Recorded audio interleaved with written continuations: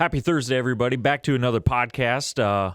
This one's a new little series we got going on here, so it'll be spicy, that's for sure. But the first one so far, very civil, very good point. So I liked it. Loved it. It was very good. So let's introduce our new series. It's the Buck Battles, and basically we are having debates. Yeah, a debate with two guests with controversial topics. Yep. And this podcast was about cell camera versus non-cell camera, and I thought it went extremely well. It was very good. We definitely picked the right two people, and this worked out perfectly, and we're glad that you guys get to see this as our first one in this series. It set the standard, I'll tell you that. Set the bar extremely high. I'm going to venture out and say that I don't know if we'll have a better debate. You know, like two civil people having they came prepared. Point after point. Valid point. We're sorry for all the people that backed it up by both sides. Yeah, we're sorry for all the people that came after this because it was just such a good one. I do want to mention one funny point. We actually wrote down like 4 topics that each of us were going to ask, and they covered all of them. Now we touched base a little bit on like kind of more detail. But like I didn't talk. We don't talk for the first 40 minutes of the video, so just enjoy them talking. Yeah, they just took the show away and ran with it, and they did phenomenal. So kudos to those guys. Yep. Yeah, absolutely. All right. Yeah, and if you guys, if anybody has any topics, this is a brand new series for us. We're really excited about it. We think it's going to be one of our better series, in my opinion. Mm-hmm. Yeah. We're really looking forward to it. If you guys have any ideas, just message us on Instagram. Yep. We might make some polls on Instagram as well. So, if you have also guests, if you have an idea and you got some guests, throw that out as well. Somebody that's very passionate about that specific topic. Yes, absolutely. Reach out to us. Yep. And while we're at it, if you're listening to this on where you can give us a review, go ahead and give us a 5-star rating. Yeah. Give us a review because that helps out the channel a lot when you do that. Yes. Yeah. What episode are we on, Kev? This will be episode 42. So we're 42 episodes in. What are we going to do for our 1 year? We'll do something cool. Yeah, we'll just cracking Arnie's the whole time. Just 40 minutes of us cracking 40 minutes of All right. Alrighty. Cool. Hey, let me do something. I'm going to plug my business, Third Access. Kromer's going to plug it. I have to. It's a tax write-off. I use it to get here, so I have to write He didn't buy the pizza tonight. That's Jeez. right. Yeah, I know. Third Access Designs. I have a 3D printing company that has archery accessories. My newest invention is for the target archery guys, like most of everything on my website. But hey, if you're listening, at least follow my page, please. Instagram, Facebook.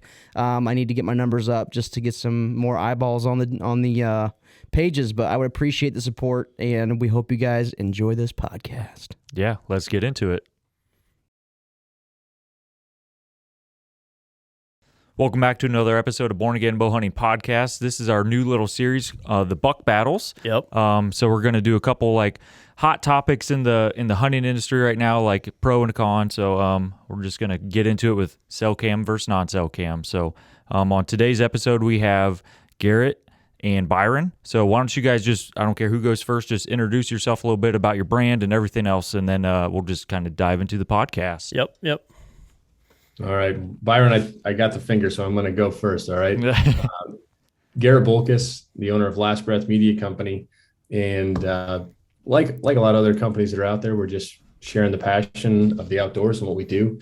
You started off small and grew from there. It's evolved as many companies do throughout the years.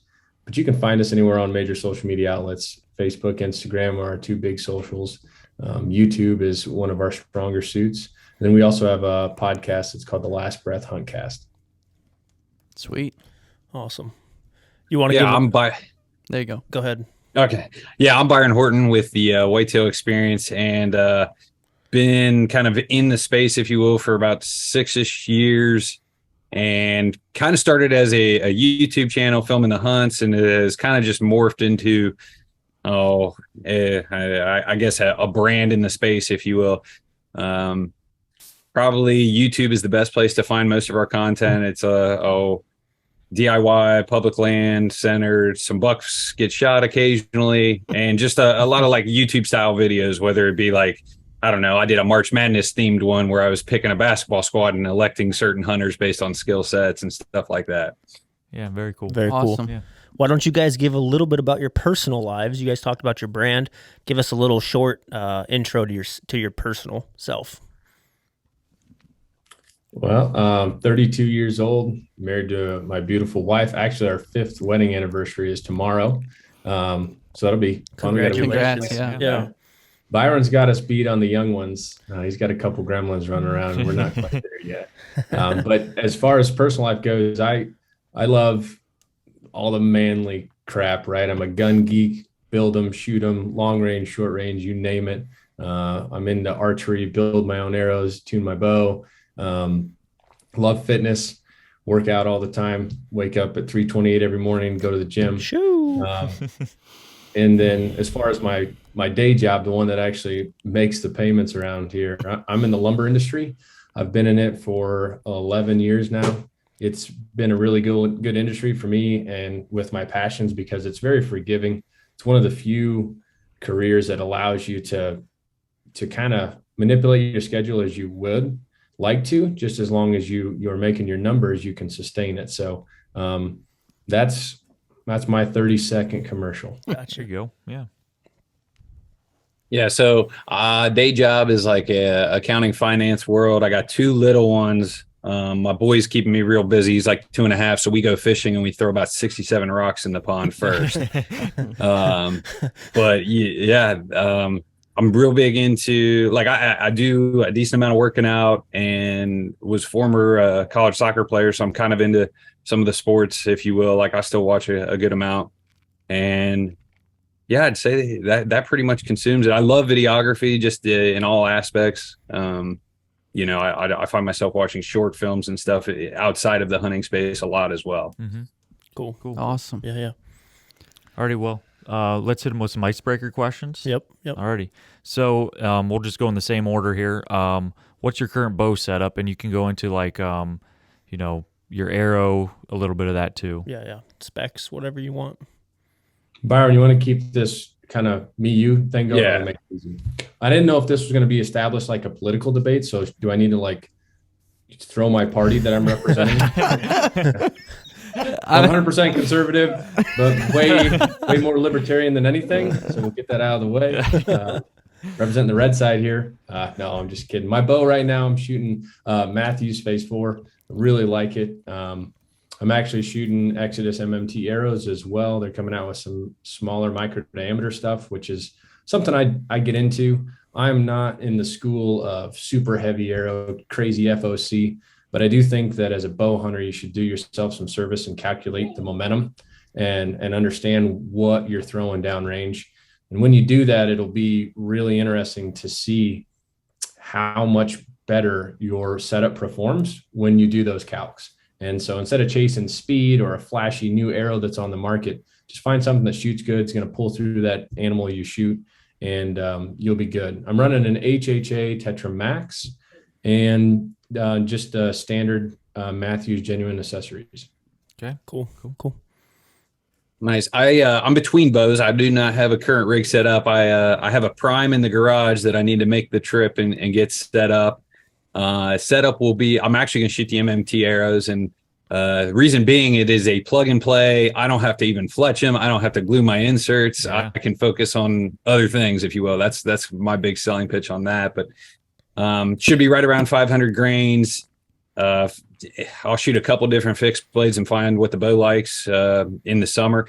But tomorrow I'm getting a stick bow lesson actually with Logan the Bowman on Instagram. And if anybody follows him, and that dude's an assassin. He's got a couple films on the Push Archery, if you guys are familiar with that brand, but he's close enough. I said, let's get a lesson. Not that I'm going to commit to this, but maybe I'll dip my toe in the water. That's cool. That's awesome. That's cool. Yeah. Question number Dave Ebright's going to be a little jealous there, Byron. Who knows? He's liable to go stick bow all season and just shoot a 4-point. Question number 2, during hunting season, like what's your go-to energy drink, or I guess coffee, water? What's your go-to gas station drink? Oh, man. So right now I'm currently doing 75 hard. And I've never smoked a cigarette. I've never taken a dip. I'm no saint by any means, but my one vice is caffeine.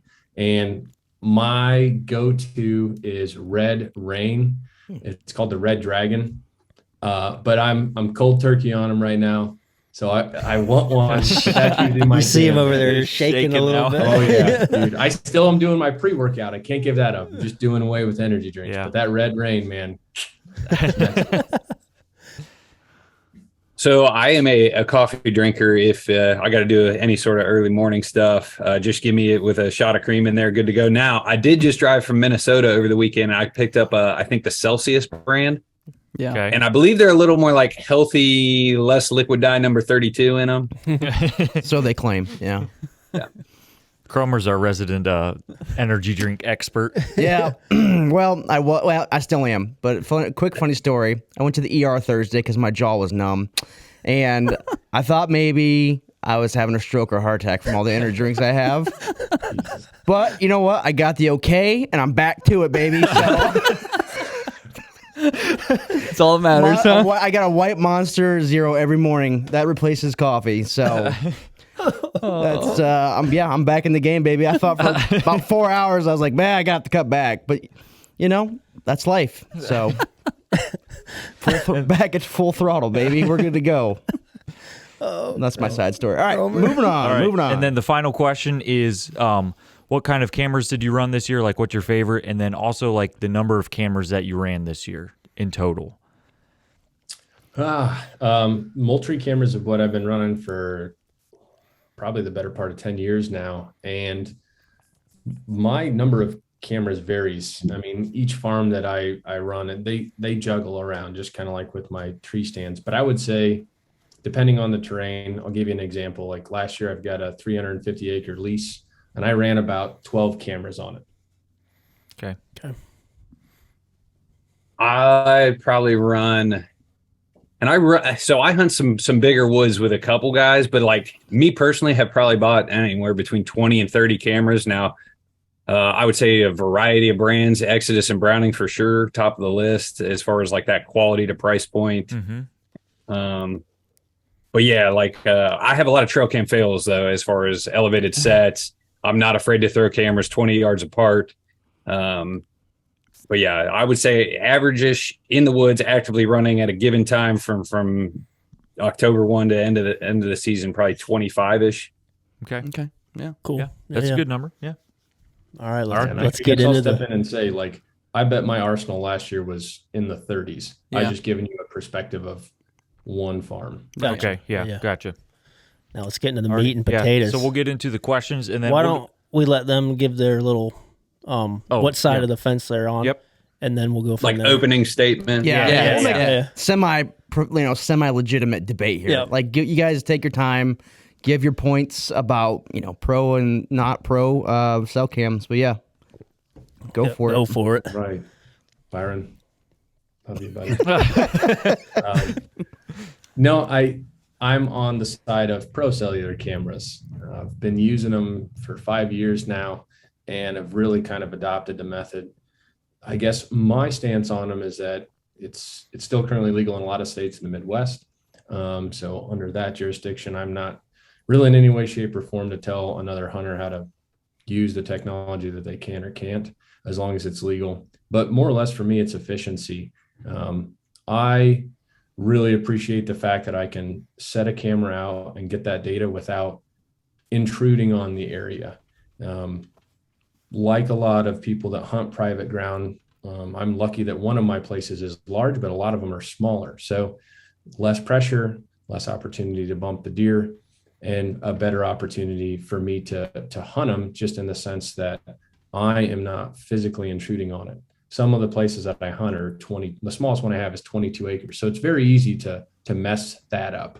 And when you do that, especially on a deer of a certain age class, you can't do that very often before you cooked your goose. So I'm on the stance of pro cell cameras, and that's my little quick spiel of why.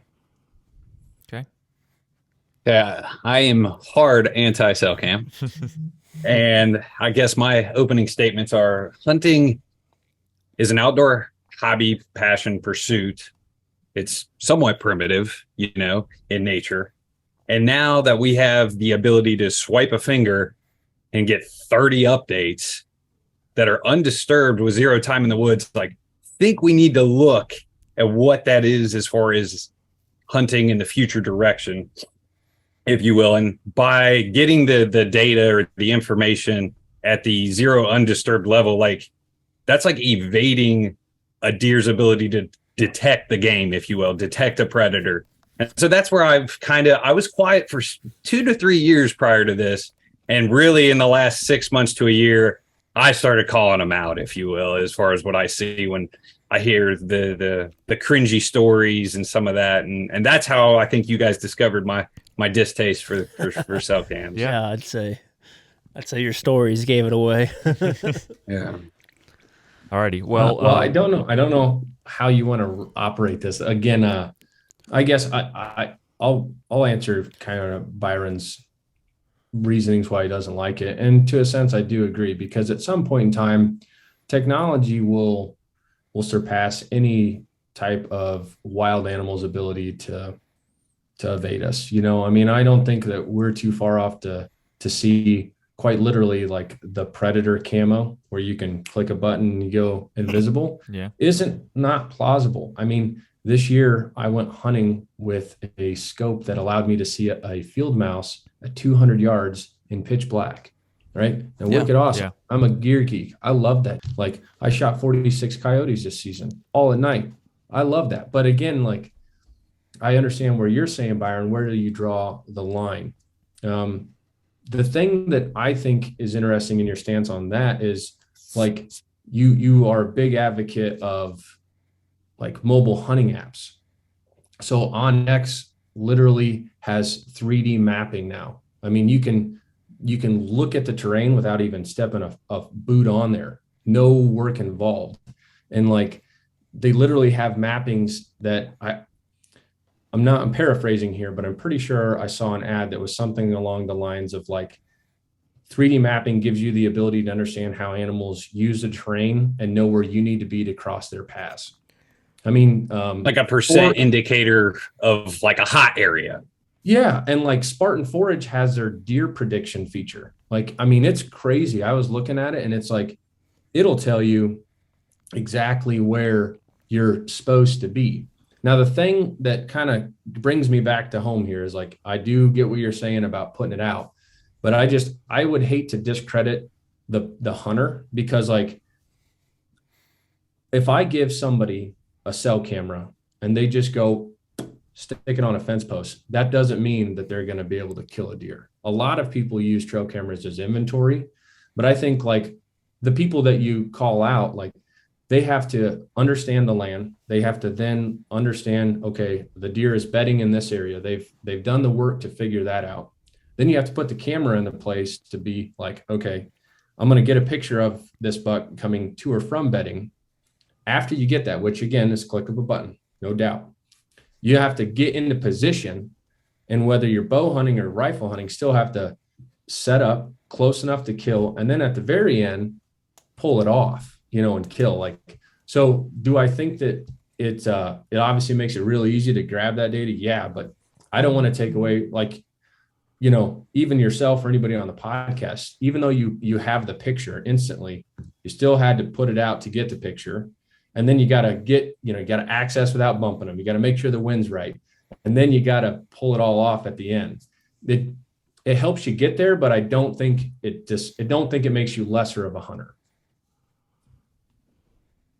Okay. So a few things I would like to touch on is the maps. And maps are getting very dangerous, very deadly. But I do think in this particular conversation and tools, we are comparing, I don't know, an apple to not even an orange, but an apple to, I don't know, a grain. I think, and here's why. So if you've got two farms, right, and you get text messages from the week going into your hunt, and one farm's got $3 on it, the other's got one, you can look at maps to both farms, but yet you know the probability is much higher on the farm with $3. Like same thing with like a big chunk or like a big farm. You can literally decide which side of the road to go hunt. And we also kind of touched on firearm hunting, right? And my other thing with cell cams and looking at the future, right? You have a weapon now that has an expanded range. Like you can't tell me in 10 years the hot like tactic wouldn't be to scatter the woods with cell cams. They're going to be better. You're going to be able to go infrared and detect at a distance. Like, why would you not just still hunt towards the most recent information that you've got? And is that hunting? I don't know. That's where I'm really hesitant as far as like looking at this thing in the big scope of what's 10 years from now looking like with this technology. And if we're okay with it, we're okay with it. But, we had mentioned firearm hunting and slipping in, and literally Mike Perry just told a story this week on a very popular podcast, hunting the south end of a farm, gets a pick at noon of a deer going into a bedding area and goes and kills it. And he wasn't in the game. He was on the south end. Mm-hmm. So the stuff like Joe Reitmeister getting one pick, and these individuals are very calibrated hunters. But that picture, literally, they know the exit route. They're hunting 5 days a week during the rut or during late October to November. It's like, in the right hands, it is just stupid deadly. And so I agree. Now, I'll address a couple of things. I think first, it's impossible to speculate what technology will be in the future. If I could see into the future, boy, I wouldn't be doing this podcast. But I think, focusing on what we have now, the technology that's out there, I do hope that they don't go to an instant picture button. I know camera manufacturers have talked about doing that, something like a live feed. I think, honestly, the reason why they haven't done that is because of backlash, like what you're talking about, Byron. No, you can go live on the new Muddies and the Stealth Cams. Wow. Okay, so is that new for this year? Well, so Stealth Cam 2 years ago had the ability to hit retrieve, and it would like send you it within 15 seconds. But like this year ATA, it's full blown live. Sure.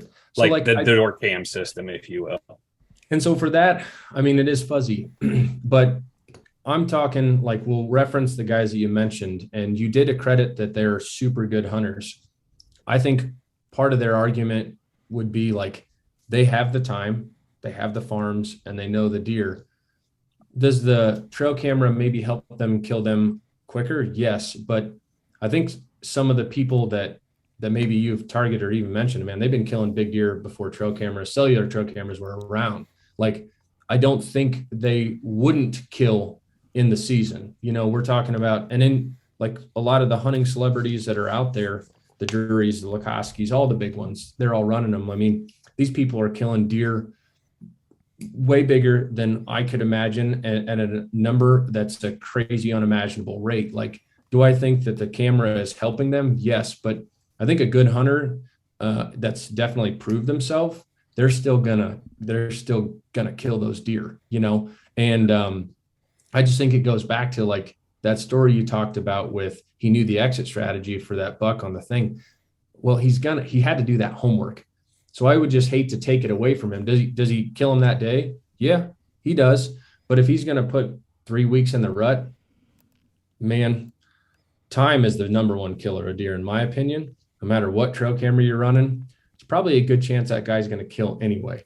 Firearm hunting, I'll touch base on that. I think that is a subject that really hasn't taken a lot of heat yet, because as firearms have become more available to the civilian side of things, especially with weapon systems, like, it's nothing for guys with the right optic and rifle combo to take 1,000-yard shots anymore. Where is the ethicality of that? I don't know. There is skill involved. You have to know how to run your dope. You have to control your breathing, know your rifle, create a load to do that for sure. Similar to like setting the camera in the same place, but a lot of people would argue, well, shoot, that animal didn't even know you were in the county. I don't know.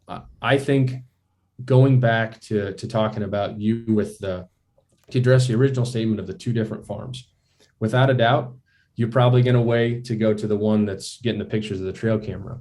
But I will ask you this, and I'll ask the other guys too. Almost every single deer that I've killed, the day that I killed them, I didn't have pictures of them, or they didn't walk in front of the camera that I had in the area. So I think one of the things in trail cameras, all in general, cellular or not, is just to understand, just because you're not getting a picture doesn't mean that deer is not there. And like, it took me a long time to learn that, because I'm at a point where I like to target 1 or 2 deer a season. And even though I haven't gotten any pictures of them in a week stretch or something, unless I know he's dead, dude. I mean, again, more times than not, this year was very unique that Hershey walked right past the trail camera that I had on the edge of his bedding the morning I shot him, like minutes before. But other than that, it's almost been a big goose egg. That deer just walks down the trail, missed my trail camera, and I killed him that day or that afternoon. You know what I'm saying? Yeah. And like, the 24-hour thing is like that's cringy. Like when you read those stories. But I also think that, we're sitting here talking and okay, you only had 12 cell cams on that farm. What if you had 30? The doubling amount is coming. And at that point you're like, oh, I didn't kill this year with a 24-hour pick, but I guarantee you do this for 5 years, you're going to kill 3 or 4 bucks. It's going to happen. So yeah, like I'm not, and my other thing too is like the advantage of the undisturbed information. Like you might've got a pick on Wednesday and you're going to hunt Saturday or Sunday, but he's there. Or maybe like the information you're getting tells you not to hunt. So you don't have that risk reward of walking in there and him either visually catching you, ground scent catching you, sound, to me, that's where this undisturbed information and you're everywhere. So you can hunt the hottest bucks. You best believe November 4th, you get a text message of a doe pissing in a scrape. Hold on and hunt that farm, that area for sure. Because that's when you get the over the next 24-hour periods, 8 different bucks coming. And you can know that from the text. So I don't know, man. That's where I'm like, yeah, these guys are killing and they're really high caliber hunters, but also some average dick emos can do very well. Like, dude, I think my sister could out hunt me on my small farm if you gave her 5 cell cams and she's killed 1 deer. She can walk. She walks in the woods. She knows what deer trails are and scrapes are. She's killed 1 deer. Well, I think so a small piece of property, again, you got to maximize what you can do on that. But I think addressing the doubling or tripling of the trail cameras, they're set up currently in a place where a lot of people financially couldn't do that. You talk about the cost of the camera in general. So if you have 30 trail cameras at an average of $100, that's $3,000 right there. And then running them at, $10 a month, it's a big burden for guys. Now, some people have unlimited income. Some of the people that we're talking about, right? That, the Bomars, Josh, dude, I got to give him credit, man. He catches a lot of hate, self-made man, kills big shit all the time. He's goofy to watch, but I don't know. He spent $6,000 in batteries. Yeah. That's what I'm saying. I saw that. That's crazy for us. Is that hunting? Really? I don't know. I mean, if you were in a position to be able to do that, would you not spend $6,000 on batteries, right? Or if you were in a position where you had unlimited income to hunt properties that we could only dream about, it's easy to get jealous at somebody when they have something that you don't have, but you would use, right? Like, what if I told you I declined 5 cell cams delivered to my house 2 years ago? I believe that, but I think 5 cell cameras is a lot different than what we're talking about, right? I don't know. I mean, yeah, if my life depended on it, like my livelihood, like, to pay the bills, sure. Like, I get it. I would go full cell cam. They're legal, but like, as far as hunting, like, and we're talking about data plans being an essential scouting tool. We're talking about how scrolling through like Tinder or social media looks like scouting. Like that's what are we sure that's what we want for hunting in the future, the next generation? Like, I mean, how many stories of the Drury Outdoors app do they need to repost where somebody's like, I would have never went hunting today, but the app told me I should go. I mean, so I just think that it's like, if this is going to be your die on the hill thing, like you still have to acknowledge the guys that are using this app, whether they're novice or experienced shooting a 2-year-old or a 10-year-old, like they've done some work to put that camera in the right place and then was able to process the data to put themselves in a position to kill. Gun or bow, I think it's way more difficult with archery equipment for sure. But like even the guy that has the gun, he's got to slip in there, get within whatever is comfortable for ranges and see the deer to kill him. Like there's a factor of skill that's involved, and it's at different levels, different degrees. But you know what I'm saying? Rather than the app said to go hunting, I went to Dad's ladder stand that I've been at every year. You know what I mean? I also think, like, are you okay with Bluetooth technology? So there's trail cameras that are out there that connect and that you can be by one spot and get like the daisy chain to get them all that are back in there. Or even Wi-Fi, where you don't have to be physically next to the camera. Some of them have ranges of several hundred feet to where you can pull them off your phone. Like, so, I mean, that would be considered, pressureless data retrieval. Yeah. To a degree. Well, and that, not the same as what we're talking about, but it is. Well, and that's another thing too, when we talk about this technology, is like drones. Drones were legal 3 to 5 years ago. But they got capished as far as they saw the advantage. Hell, in Alaska, you can't even fly over and hunt the same day because they realized grabbing that visual of an animal is such an advantage. So to me, I'm like, okay, we've outlawed drones. We got one camera up in the sky, 30 minutes of battery life. Yeah, you can fly a few times. You've got 3 or 4 batteries, but you got a 10-mile range limited. But we're going to say, oh, no, Fair Chase is having 30 cell cams that can transmit across the U.S. with, they're selling now solar panels so they can run for a whole year. Like, I mean, the security guard effect is just not that's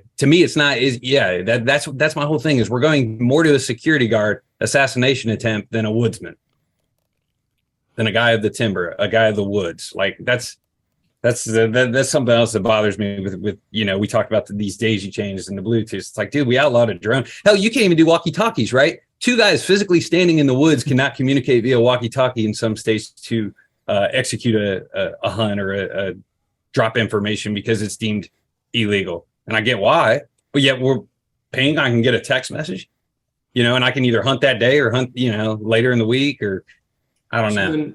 I mean, looking at some of the most rudimentary forms of hunting, I am not a big fan of driving. And I know, like, your team, they do it still to this day. Like, I don't know if you would consider that very sporting. You're physically jumping a deer out of their bedding area, hollering, yelling, and pushing them towards a firing squad. Like, so when it comes to ethicality, I mean, I get the technology barrier for you, but to me, there are other ways and other areas that I don't think are acceptable that have been around for a long, long time. And so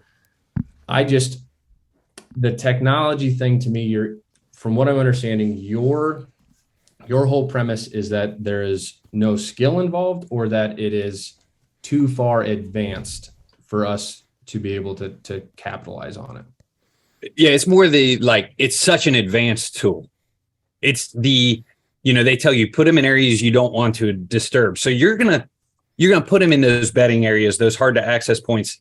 Those are places that a deer's like natural instincts put it in, because it's like, oh yeah, if I go back here and the guy hunts the farm, I can detect him. I can get away. Like, nobody comes here every so often. I'm evading pressure, but now we're getting the information undisturbed. It's like you're bypassing that animal's ability to detect, if you will. It's like, man, like, the deer can win sometimes, folks. And so we'll go back to your example of your sister. I mean, honestly, man to man here, like, you don't tell her where to put them out. You don't tell her where to hang your stand. You don't do anything. You honestly think she would be able to hunt that place better. Like, having killed one deer that you hung the stand, I watched the videos. Cool. I'm happy for her and everything. Like, you think she would be able to place them, read the data, read the sign to place them, and then go in there and hunt and kill a better deer than you? 100%. I would say over, let's say 10 years, like sample size of 10 years, give my sister 5 cell cams on our 20-acre farm, and I can hunt it normal. She can hunt it based on the 5 cell cams on that 20-acre farm. I'd say in a 10-year period, she kills a better buck than me 6 to 7 times. And she's killed one deer, but she's hunted a decent amount. She knows, where some stands are, where the better places are. But she'll know exactly when that farm gets hot. There's a couple good traps there, that I think, yeah, I really do. But my argument to that is like, you would probably know too. It's 20 acres. You have a farm that's of that size. Other than you being on there, that the best time to be there is going to be a 5-day sequence. I missed it by 2 days this year, Garrett. I think she can wait versus currently now, right? If I want to get the trail cams or start hunting it, my presence will be detected. The boot traffic will be there. I might have to park down the road, or maybe I get detected via parking. Like, that particular farm is a generally a wait and then try and strike it when it's hot. So on that basis, then how often are you checking your trail cameras now? Because if you missed it by 2 days, if you're checking it every 2 weeks, you would have already missed that window. Yeah. But if you're checking your cameras regularly, like, I'm trying to understand. Are you the guy that's in there every single day? No. I generally letting them soak for long periods of time, right? No, like I generally check them. Let's call it like early October. I'll go for a pull, and I'll pull like 2 of the 4.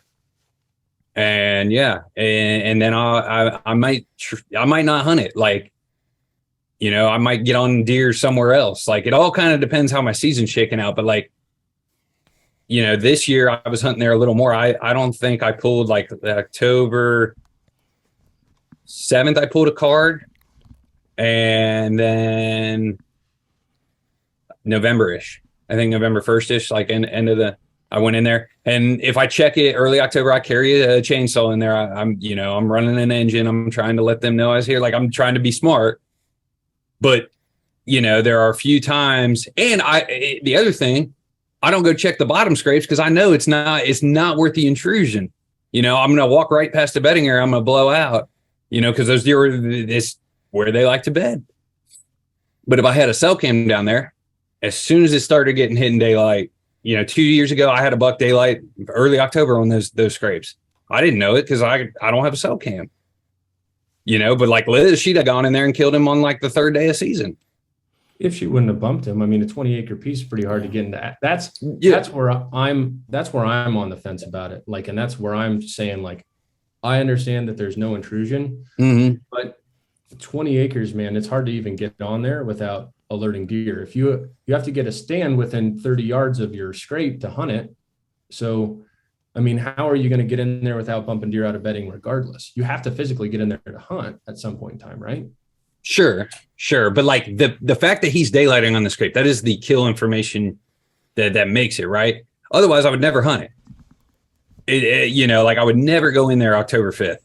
But that year there was one buck using that scrape hot. And that's the other thing, Garrett. I think when you pin yourself into just hunting 20 acres, the cell cam can be good and bad as far as like a tool.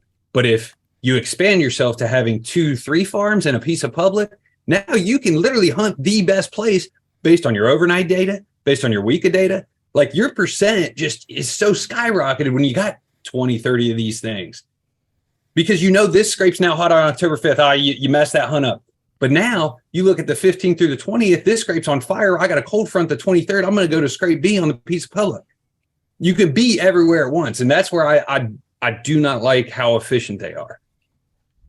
And I'm not arguing one bit that about the efficiency, but when you get into the public game, I have a whole other counter argument on that, because even as due diligent as you may be at being correct access or everything else, that trail camera can tell you that there's a buck in there and you need to hunt it on the 23rd. There could be 10 other guys in there hunting that same cold front as you. So I just, my biggest dig on this argument is that I just think it takes it away from, you're trying to say that it takes away from the skill. I think it enhances somebody's ability to hunt for sure, but so do rangefinders, so do modern compound bows, so does ozone generating products that are out in the field. I think that there are so many things that are now conditioned to the modern hunter as a normality. Back to the original, what I said, the technology, where do you draw the line that this is the one? I just feel like, of all of them, is this a deadly thing? Absolutely. But there are so many other things that are out there as well. I don't think you can concentrate it to like, this is the only reason why, I'm successful. Yeah. And guys, yes, there are guys that would kill without. But at the same time, like, dude, you got a picture of a buck. Like, that is just so important. But yeah, I agree. Like, there are a lot of advancements in technology, but I think, in this game, what we are debating here, like I have kind of seen this piece of technology and I'm like, man, I just think this is a tipping point for me. Like I did some rough math, dude, a regular trail camera 15 minutes down the road to one cell cam 15 minutes down the road, you're 6,000 times more effective. It takes you 1 minute versus 60 minutes by the time you go down the road to get it. 15-minute drive, 10 minutes to do your quad runner, go pull your card, 10 minutes out. By the time you blink, you're home an hour later with your information. Versus you swipe that phone, that is literally 6,000 times more effective on a one-day basis. I would say efficient, not effective, because it doesn't make you any more effective of a hunter. But efficiency, yes. Yes. And that's what, now multiply it out by 100 days a season. That is 600,000 times more efficient, effective, whatever you want to call it. And that's, I mean, I just look at this piece and maybe we got to be a little bit careful of the direction of the sport. Just like, I feel like, no offense to the crossbow community. Like, I think there's probably a lot of serious bow hunters that wish they could go back to the 80s when the crossbows started becoming a little more efficient. It was a piece of technology and they weren't the 6-inch wide, shoot a better group at 50 yards than Grandpa's 30-30 back then, but they were definitely more efficient than a traditional bow. And I think, I don't know, man, you look at how the sport's changed from that piece of technology. I think this is a piece you need to look at as far as the future of hunting. So then when you look at it, I mean, the next question that we should transition into is how do you regulate that?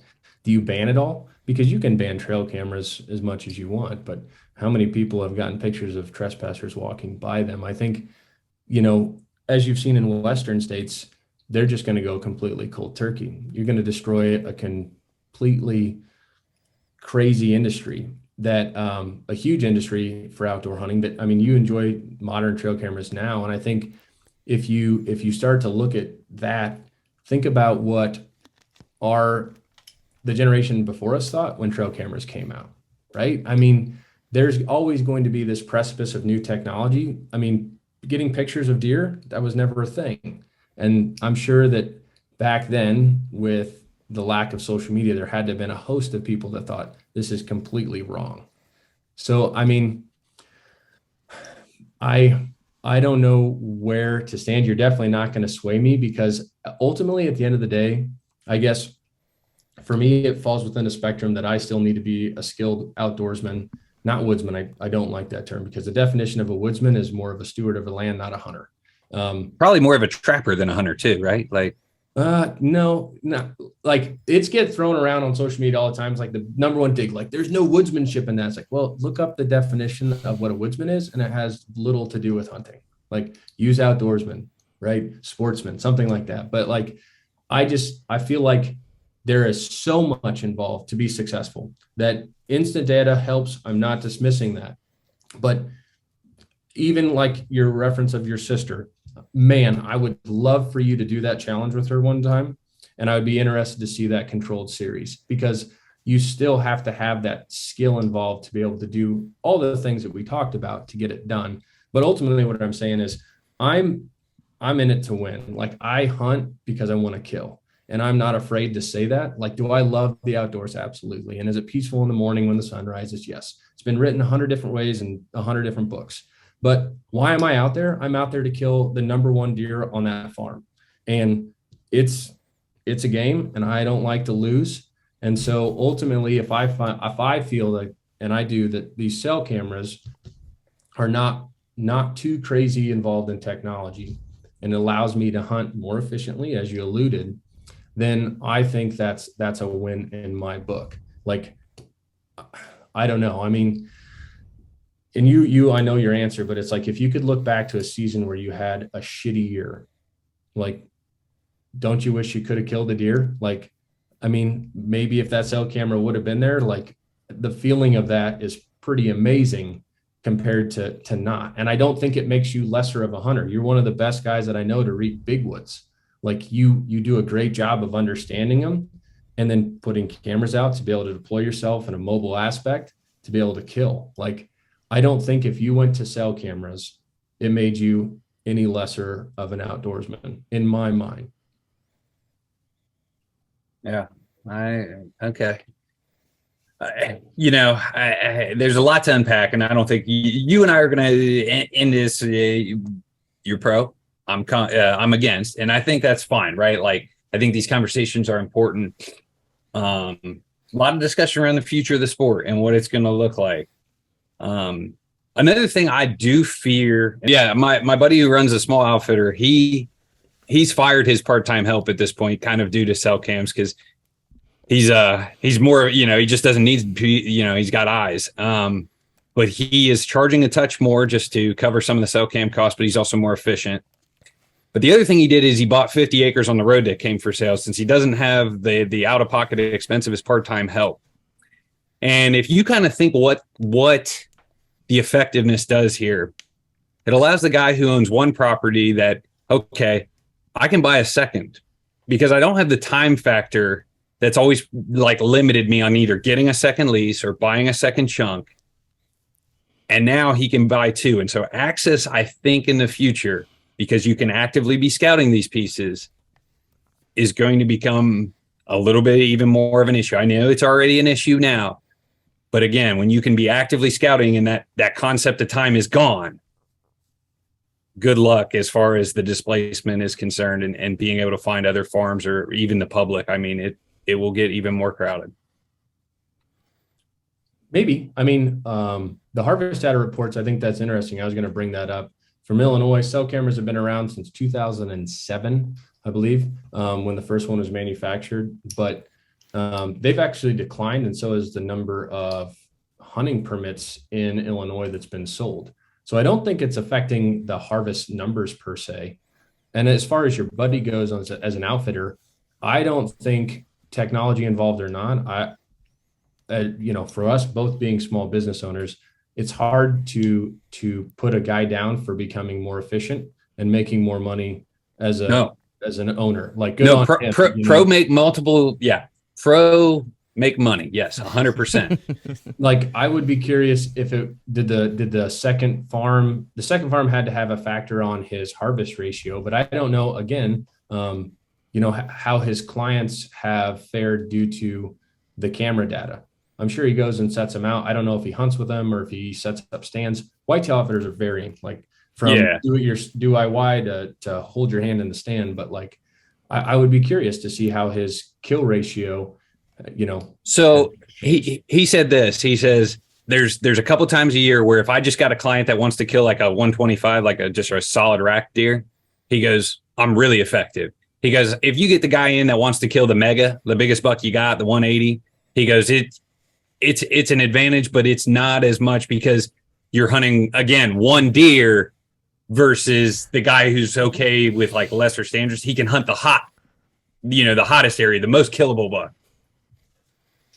And that's my whole point. You just said it for me, literally right there. Like I think the guys that are extremists, they're going to kill the big deer.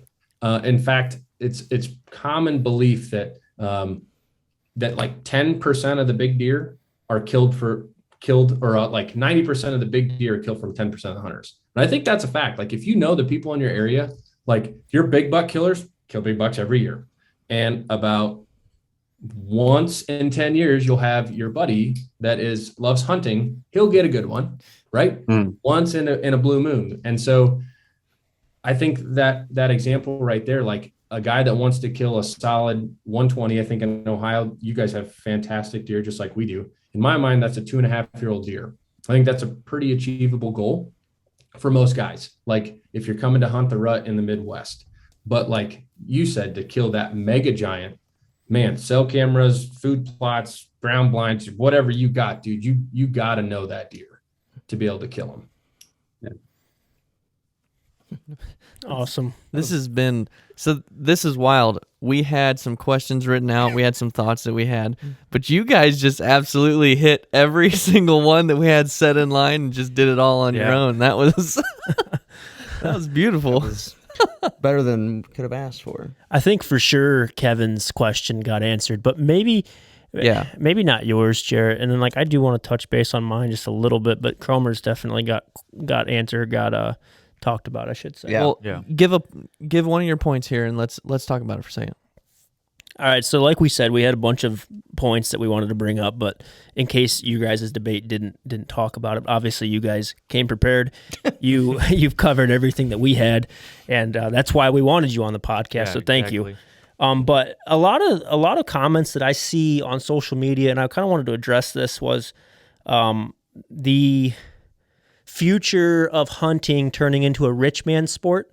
And Byron, you kind of mentioned it about having, multiple cameras or whatever, but I kind of want to dive into that. And my point was, are we going to fault somebody for their career choices? For example, if somebody drives a really nice truck, 9 times out of 10, if you do not have a nice truck, you're going to say, "Oh, that's daddy's money." Well, what if it's not daddy's money?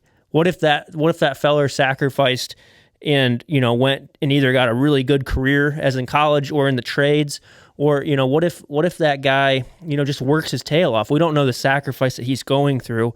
And I also wanted to bring that back to the cell cam thing, because by all means I am not a rich man, but I do have close to 20 cell cameras and I've worked my tail off for them. And my biggest argument to that is, just because I have 20 cell cameras doesn't make me a rich person, and nor do I come from money. And I just wanted to bring that point out and see what your guys' thoughts were on that, I guess. Go ahead, Byron. So the fact that a guy driving a nice truck, or I guess I don't 100% follow here. We got a nice truck. I'm all about pro making money. My biggest gripe is like the sport, right? This piece of technology is kind of like the stick 'em in the NFL, where like the art of a catch was all of a sudden not there, where an advancement in technology took us out of like a skill part of catching a football, where soft hands and timing were no longer needed. It was screw this on your hand, be really fast, and just stick your hand out there, and boom, you've got a catch. That's kind of what I look like as a cell cam, if you will. Like, it is, run them how you want. I don't know if that's necessarily how I think about hunting, and maybe that's just my personal look or thought. But what skill does it take away from? Because I'm getting mixed signals now, because I thought it was technology too far advanced. Yes. Like, that's what I thought it was. But that's where I'm at. Like, I don't think there's any lack of skill. What skill is lacking if you run a cell camera? Well, exactly, like, you're always, to me, yeah, it is the technology advancement. Like, this is too deadly of a tool. And does it still like make hunting primitive and make hunting this outdoor recreation sport that we all love? Like, I don't know. I think that's my big thing. I guess my final argument on this, so we don't beat a dead horse, is there are deer that I've hunted, and I know that there's deer that a lot of people have hunted that I've been using cell cameras that I haven't been able to kill. I think that you're kind of blurring the lines, that if you have cell cameras, that means automatically you will be able to harvest the number one deer on your farm. I think it's important to realize that maybe a lot of the people that you target, or I don't know, whoever you're calling out, like, they have very unique situations. I agree that somebody that has a humongous piece of property, that has groomed food plots, the best equipment, and as much time as they want, cell cams or not, I think that guy's going to kill, because he's got all the resources. But I think when you look at like a realistic hunter, we'll use your outfitter as an example, 50-acre piece, he doesn't have the luxury to have that deer on him the entire time of his life. He might not even have the luxury of having the biggest deer in the area bet on him. And so just because you have a cell camera, I don't think it's your golden ticket to killing that deer. Can it be useful? For sure. But I mean, I know for a fact that the number one deer on my farms over the last several years, I haven't wrapped a tag around, and I damn sure ran cell cameras and I hunted as best I could. I guess that's my final bullet point that I had here. Is just, I don't think that because you have a cell camera, does it automatically mean you're killing the big deer or the number one deer in your area. I mean, it still has so many other factors involved, and I'm proof of that. And I think there's a lot of other people are too, that they run cell cameras and they still don't kill either their top deer or a buck at all. So I have a quick thing for Garrett. Do you think, kind of going off of what Byron said earlier, if you just quadrupled the amount of cameras that was on that property, that would increase your rate to kill a buck. Like, let's just say one camera per 5 acres, sure, or like something stupid high. Even worse than that. Like, Garrett, do you think like if you then you would have to know if he's living there or on there or in what quadrant of the farm? I'm just saying, like, take the most extreme example, and do you think that is going to guarantee that you kill that buck? Guarantee, like 100%. 100%. Like, you have unlimited cameras. Well, what if he doesn't stand up in daylight? Then he's like there's I think he could still win, but like no, I'm not even. I think if you had that ability, great on you. I think that you would be drowning in photos. You would have to have some type of way to process that information. But regardless, let's live in this hypothetical world. You've got a camera on every tree. You literally know where every deer is, right? First, you have to take the factor involved, and we'll talk like a realistic size piece of property, say 50 acres. We'll go 80. That's a common. That's 240 stacked up.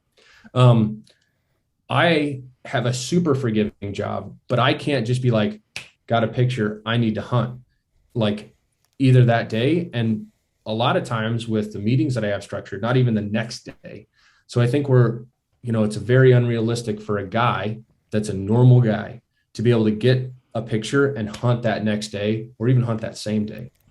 Then we'll go even further down the unicorn world and say, okay, the guy he's sitting at home, feet up, like stalking whitetails in the Midwest is almost impossible in my book. Western terrain, completely different. Muleys in the sand flats, completely different.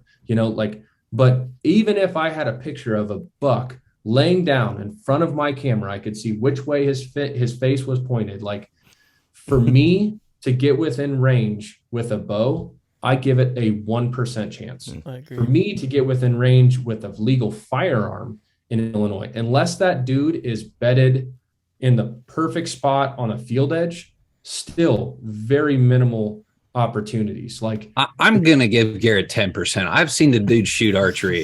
He can shoot some laser beams. I'll give you 10 stocks. He stands up one time at 60 yards and you fling it, dude, you killed him.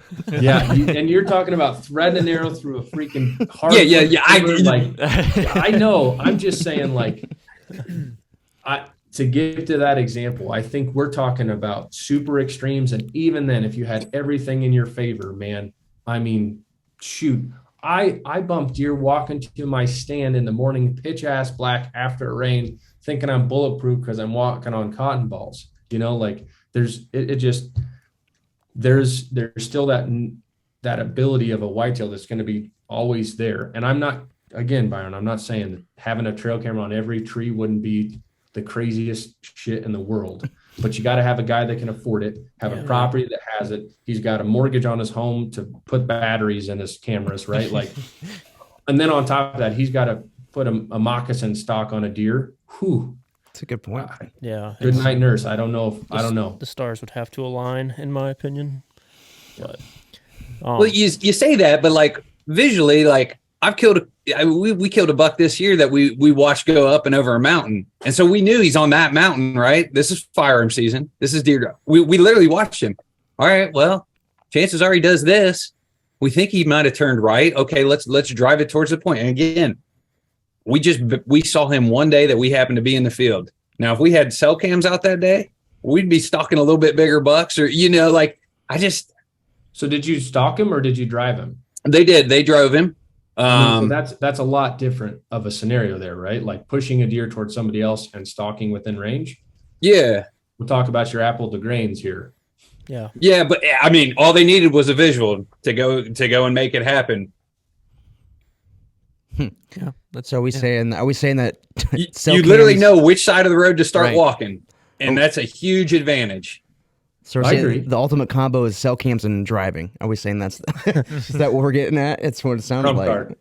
Yeah, and dude, I threw that out there as like a story just to be like, nobody's thinking about this. A lot of these cell cam kills and stuff like that is bow hunting. I'm like, dude, firearms in the future, like you can't tell me that wouldn't be an assassination type attempt. Yeah, I understand. You guys both bring up valid points, and we really wanted to sit on this and be neutral, and we wanted to honestly listen to both sides. And I feel like both of you made very good points. Yeah. I do kind of want to point something out on maybe Garrett's side of the fence, just to kind of accreditate what he was saying. I run close to 20 cameras, cell cameras that is, and I can personally say that I've never gotten a picture, say 3 o'clock in the morning, and went out that next day and killed.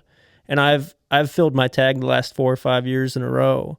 So it's like, I'm not saying that I'm the best hunter in the world, but like everyone sitting at this table, we're passionate, and we're probably a little bit better than average because we're in this industry, we're in this realm, whatever. We probably put ourselves a little bit better than average, and I can say that I've never been successful from an instant camera feedback. And I kind of wanted to touch base on what Jarrett had, and I kind of wanted to ask you guys personally. Garrett, have you ever received a picture, let's say, of a random deer, let's say 3 o'clock in the morning, and then killed him that next day? Now, I'm not talking about a deer that you've hunted and you've strategized and you've patterned. I'm talking about a random deer. Have you ever killed him the next day? Nope. And I'll even give shed some light to that situation. So this year was unique for me. The only deer that I was hunting on a certain farm got harvested by the neighbor during gun season, sitting on the ground on a bucket, smooth bore shotgun, and he didn't even mount him. Drove me nuts. That's a different story. Okay. And he didn't even take the meat. He donated the meat. But we won't go down that rabbit hole, man. I'm like, dude, I saw the deer. I'm like, you understand? Like, this is the biggest deer you're probably ever going to kill in your life. And it's the biggest 8-point you're damn sure ever going to kill in your life. It's 160 some inch 8-point. Anyway. So that deer's off the table. I'm restricted to one farm. And like, I had heartbreak for the first time in a long time this year. I shot a deer in the shoulder, didn't recover him. And so I'm just going, I'm out of options. I got a picture of a random rut deer that morning of, I got in super early and literally got a picture of that deer on the other side of the farm, and the draw connects. And I was like, maybe I will see him. And I never once saw that deer. So, I mean, and I was probably 500 yards away, and this was the only cut that runs through that side of the farm. So I was thinking like, man, I'm like 45 minutes before daylight, I'd at least hear him come through, and I never saw him. Gotcha. Now, Byron, a random deer. Yeah, gotcha. Now, Byron, I want to ask you the same question, but just not on the cell cam game. I want to ask, you say you run 20 to 30 cameras. I'd like to know if you've ever walked into a block or walked into a piece of timber and checked a camera that persuaded your sit that night and killed. I'm trying to think here.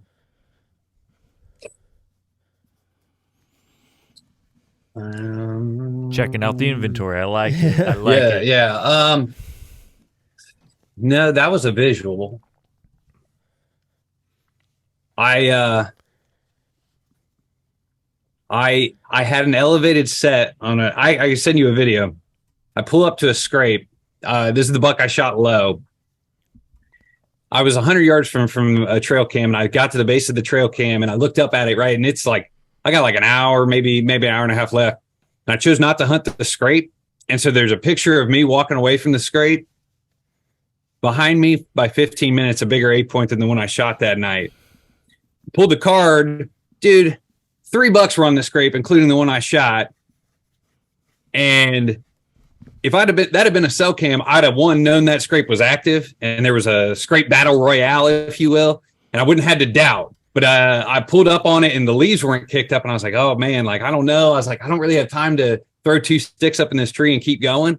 But that's like the closest I've been, where that buck was, I think, on that trail cam within like 3 or 4 days of me killing him, but never a 48-hour period. But I've also killed bucks a year later that I had on trail cam. I'm like, I walked in, no camera needed. I knew he lived there last year, and this place is torn up with rubs. It's like, okay, let's play this game.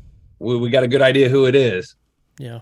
No, I appreciate the answers, and I guess I just wanted to touch base on, I personally, maybe besides, access and bumping a deer, but I personally don't see the difference if you got in clean on, if you pulled a standard SD card camera and got that immediate intel, because you still have to get in clean with the cell camera in my mind,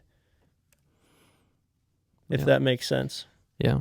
And 100%. And I would say, from all the people that we know and all the stories that we've been told of guys that we know that run cell cameras and guys that don't and everything, I would say the guys that have the cell cameras get more frustrated because they can never kill the deer that they're trying to get pictures of with their cell cams. It's like, true that.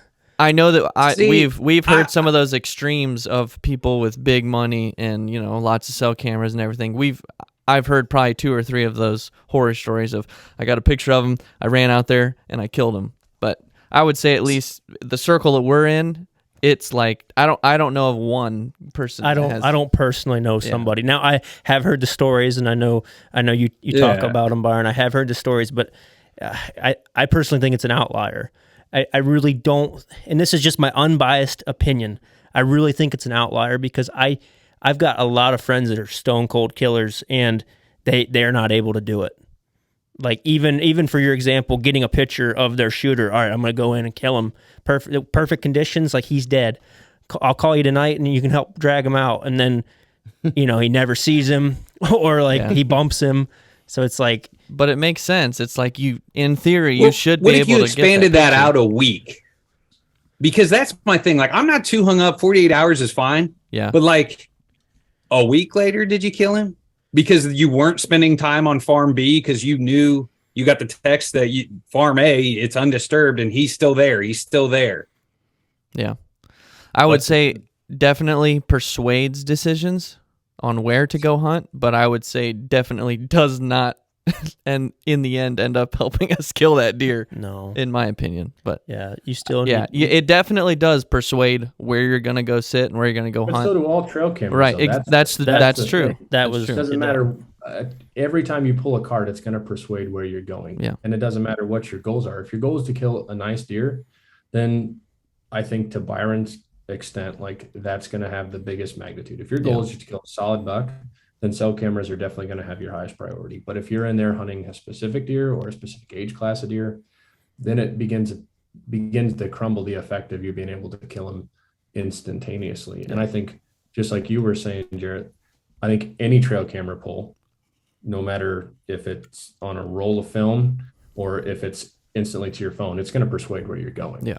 Like a good and bad. Because like I said, I killed a good amount of nice deer, and only until this year did I have, and it was just coincidence that I was gun hunting and hunting a spot, not because of any pictures of him. It's just a huge area where I could see far. Got a 400-yard muzzleloader. I'm like, that's where I'm going to be. That I had the picture of him, but almost. And I think Byron just said it earlier. Like you haven't killed a deer that you got on camera, or maybe you didn't say that. You said you never killed a deer that you pulled a card on. Yeah. Oh, I've killed a few within like a week or 10 days, but this one buck, I think he was on there 2 or 3 days before. Right. Okay. And that's going to, I'll guess I'll put it to you this way, Byron. If you got vacation planned, you got your rutcation plan, like you're going to go in there and check your cameras damn sure the day before or something. You know what I mean? Like you're going to have pretty instant data. Now, your argument would be that you could bump the deer when you're going in to check them, like to the point that maybe you can't hunt them. And I don't know, maybe you would bump them that bad, but boy, I don't know, man. I understand your concern of technology. I do too. I just think a couple of things here, my ending thoughts. First, I think that there's some other technology that's out there and other factors that are killing deer that are not deserved. I'll say that. Like what we talked about earlier, there's a reason why I believe a crossbow is a more superior weapon, because a 5-year-old kid can shoot it after a day of practice and, like you said, hit a 3-inch group at 50 yards. Yeah. I can't make a 5-year-old kid shoot a compound bow that good. Right. Period. The end. Like, anyway, getting back to what I was saying, I think the other thing is I didn't know Byron, but I have a lot of opinions. I'm super opinionated and I'm blunt and brash about them in my circle, but I think we have enough hate from the external world. 3% of the population hunts. it makes me wince a little bit to see like putting other people on blast when they're happy. I mean, man, some of those people are probably the happiest moments of their life. And like the lucky chick that hunts for the first time with her dad's borrowed shotgun that shoots a giant 180. I'm not going to tear her up and down because I know she didn't deserve it. And the neighbor's crying right now because he's one of us. Right? We're crying. But like, I just, being on the one end of it, people hate reaping, don't know why. Some people rag on me, but it's like, I'm not the guy to go and seek out somebody else that's an outdoorsman to like tear them up. I don't know if it's quite good form. Yeah, I would say like I sat quiet for about 2 years. And then I was like, man, I really feel this way. I think my overall message of like the next generation of hunting, and if we want it to be, my vision in 10 years, if the technology evolves, is like, dude, we got thermal type balls on all these trees, and like we literally can tap in and have a very calculated hunt, even if we're going for a doe assassination. And we didn't spend any time in the woods all week, and yet we know this perfectly executed plan, or very high percentage plan. And that's why I kind of decided, like, okay, I think I'm going to take a stand. And honestly, it got people talking. Yeah. When Mark Kenyon makes a story about it, and Dan Johnson and I have a podcast, it gets at least people talking. And I don't know, I don't want to be a shit talker online because I hate that, but I also hate the guys that don't voice their opinion, right? Like, you're a bitch if you don't say something sometimes. So I don't know. It's a tough line, and I don't know the best delivery method, at least at this moment. Yeah. Well, I think the next generation of hunters, your kids are going to hunt how you teach them, just like they're going to act how you teach them. If you're going to raise, a good man and have moral standards and just do what I think is right, they're going to learn that from you as their father. And I think the same way, Byron. I mean, as the future is unknown, I think wherever you think the moral line of hunting is, your kid will be as good of an outdoorsman or sportsman and hunt the way that you think is right by your teachings. And I just, it is interesting, man. Like, there's a little hypocrisy, and I don't know if everybody knows about your placement in the industry, but like, you are very, very, very pointed on this subject. Yeah. But you have a position in a company that has cell cams. I'm a guy who works at Ford that hates the look of the new Mustangs, if you will. It's just it is interesting. Yeah. But I think you guys go ahead. I was going to go for it. I was just going to say, you both bring up valid points. Yes. And I just kind of want to wrap this up because we are at an hour 12, and I want to be, cautious of your guys' time. And, but, I agree with what you're saying, Byron. I feel like I was kind of on the other side of the fence for most of this, and I do feel bad about that because I want to give you the fair shake. I do agree 100% about the technology, and there is a line that we are going to cross eventually that we are going to have to deal with. And I think the first step, like everybody always asks, everybody has an opinion, but then what do we do about it? I think the first step is just this podcast, having conversations, getting people involved. And, as long as we do a good part in the industry or as outdoorsmen, I hope that we won't have to do anything extreme. It might happen, it might not, but if we continue these conversations, if companies realize that these conversations are happening, I personally think it's a good thing. It's not bad for us to sit here and talk one side of the fence or the other. I appreciate how you guys stayed cordial, and definitely. Nobody got out of hand, and I know you guys, know each other and like each other, so I mean, that helps. But yeah, once again, thank you guys, both valid points. We've got a question to wrap up at the end, and I think unless you guys have anything, I think we're good. I think you could talk about this for like 4 hours. Absolutely. I mean, it's such, I don't know. I'm not the biggest hunter in this group, and not that you guys know me, but I do like target archery. I do a different side of the outdoor industry. It was cool to listen to this because I really was kind of in the dark. I don't really hunt as much as I used to, and I definitely see both sides of it. And I think, Byron, I think you are like you're worried about the future. We all know that you're worried about the future of it, and I understand. I see that as well, and I agree with like the crossbow point where like the Hortons from 1980 and the Ravens now. I see that comparison to the camera talk, and I think we weren't talking about this throughout the last 20 years with the crossbow debate, but now we're talking about with the cameras. And I agree. They shoot 72% of the deer taken in archery season in Ohio. It's insane. That's our next one. You guys just next Wednesday, just open your schedules. We're doing a crossbow one. Same exact. Except Byron and I will be on the same. Yeah, that's true. Well, you guys can team up this time. We'll get a third guy. But yeah, I'm just giving my outside perspective. But yeah, I totally understand. Like, if we were having these conversations about crossbows back in the day, I don't know if we'd have.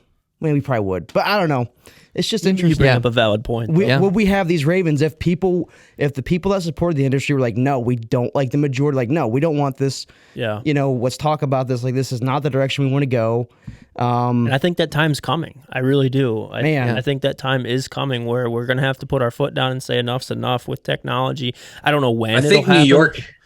I think New York put their foot in the sand, and they have their own designated crossbow season. And clearly Iowa, like the Mecca, right? Yeah. That's a very tough state to start shooting half guns in. But I think that's an awesome point. And just like Byron said, I was naive. I didn't realize that you could literally live stream now. Mm-hmm. I mean, from a deer hunting perspective, I think that's extreme. And I think that, again, it would be a pretty hefty feat to stock up on a deer.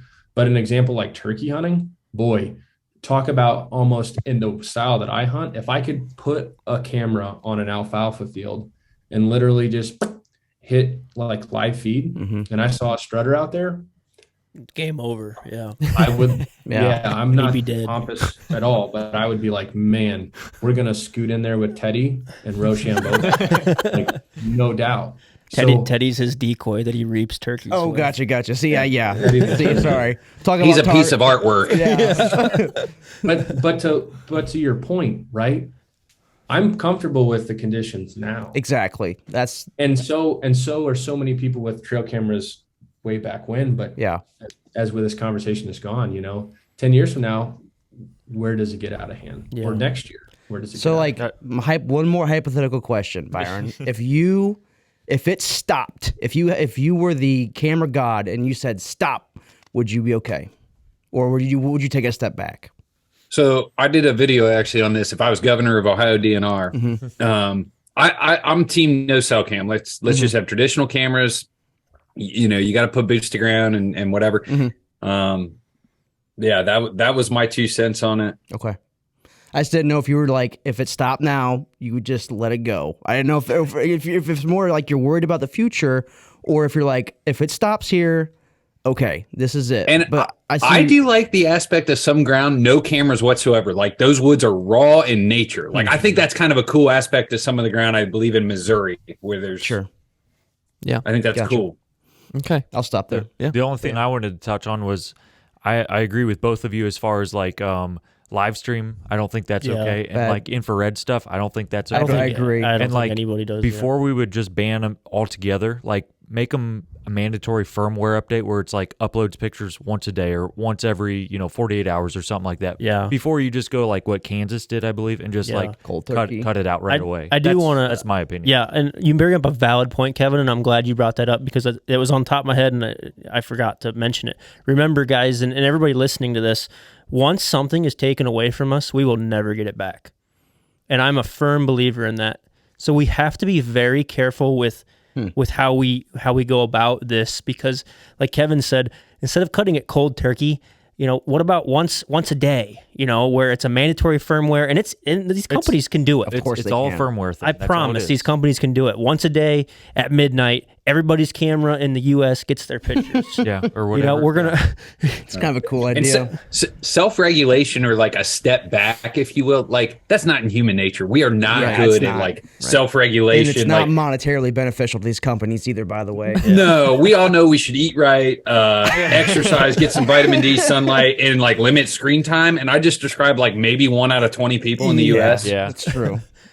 Yeah. I guess my point was just that Garrett we just have to Boelkes is one of those guys. I was going to say Garrett's the only one. 3:28 Yeah. in the morning. 3:28 every morning in the Yeah. hard 75. Garrett, do you limit your screen time too? Are you good at that? Yeah, I'm on my phone a lot. He's perfect. During the day. So like when I get home, like we have one TV. It's not even plugged in. I'm a movie guy. We don't do cable. We don't do any of that online stuff like start and stop. So maybe I'm weird about that kind of stuff. But I guess I'll go back to like what you were saying. If we regress, it doesn't matter because I think killers are going to kill. People have been killing big deer with regular trail cameras for a long ass time. I've done it. Byron does it. Like you all have done it. Like cell cameras is a convenience to me. It's not a necessity. It's not a necessity to me. Sure. And that's again, like going back on my side of the argument. I don't think that if you give somebody cell cameras, boom, that's your trump card. Just because you have a cell camera or 50 of them or 100 of them, like you're automatically going to kill. Yeah. We won't go farther back. I think that's a good stopping point. Are you guys both good with statements? Okay. Cool. Awesome. Wonderful. That was awesome. Yeah, that was very good. Thank you so much, guys. I appreciate it. We have one final closing question for you guys, and that is, what have you learned from hunting that you can apply to your everyday life? Take your You want me time. to go, Byron? That you don't always get what you deserve, hands down. I mean, hunting is one of the only things in life that I can think about that it doesn't matter how much effort, how much work, how much money you invest into it, you do not get This guy, any same boat. return ratio. I'm serious, It's man. tough, man. You want to get a better body, you go to the gym for an hour every day a week, I guarantee you're going to get a better body. You want more money, you take 10% of your paycheck and save it, you are going to get more money, right? Like, and you can do that to so many things in life, but you can be the best outdoorsman out there. Cell cameras are not, right? Yeah. And you are not guaranteed a kill. Yeah. The end. Yep. It just, Yep. and that is something that you just got to learn. And it sucks. It humbles you. Yeah, I 100% agree. I've experienced it. Everybody here has experienced it. Yep. Yeah, if I had one thing about like hunting, if you will, is like I think about like my life and logistically like on time, always accounting for plan B, C, and D.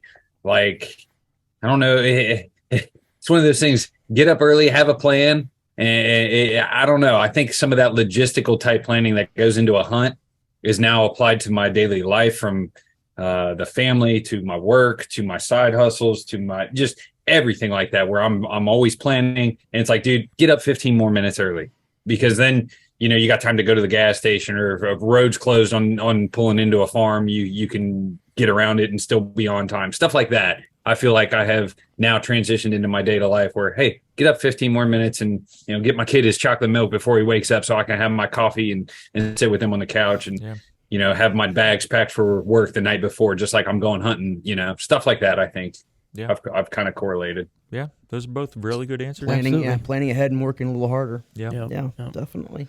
Alrighty, well, again, we want to thank you guys for coming on, being civil about it, bringing up good, valid points. That was great. So we really enjoyed this one. I think it was a good one.